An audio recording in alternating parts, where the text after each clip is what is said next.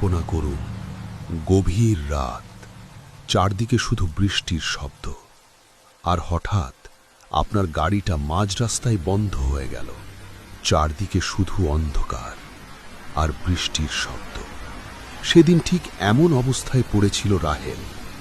ঢাকা থেকে ময়মনসিংহ যাওয়ার পথে হঠাৎ মাঝ রাস্তায় তার গাড়ি বন্ধ হয়ে গেল। মোবাইলে নেটওয়ার্ক নেই, চারদিকে শুধু ধান ক্ষেত। আর তখনই সে দূরে একটা পুরনো বাড়ি দেখতে পেল। একটাই জানালায় আলো জ্বলছে, হলুদ আলো, যেন মোমবাতির আলো। সাহায্যের আশায় রাহেল বৃষ্টির মধ্যে বাড়িটার দিকে হাঁটতে শুরু করল। কিন্তু কাছে গিয়ে সে অবাক হয়ে গেল। দরজাটা বাইরে থেকে মোটা শিকল দিয়ে বন্ধ। তাহলে ভেতরে আলো জ্বলছে কিভাবে?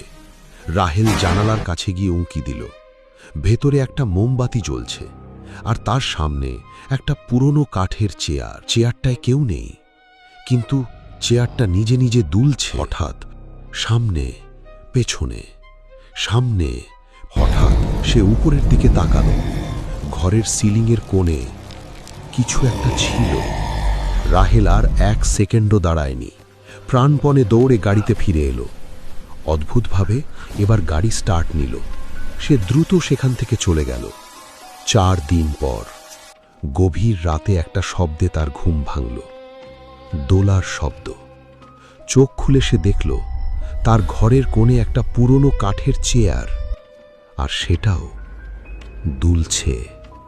ঠিক তখনই ফোনে একটা মেসেজ এলো।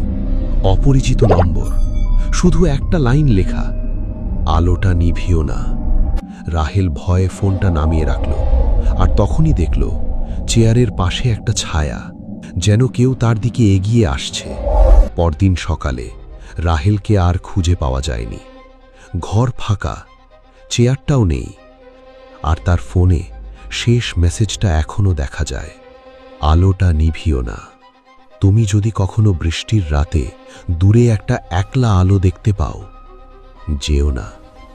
আর যদি যাও, আলোটা নিভিও না।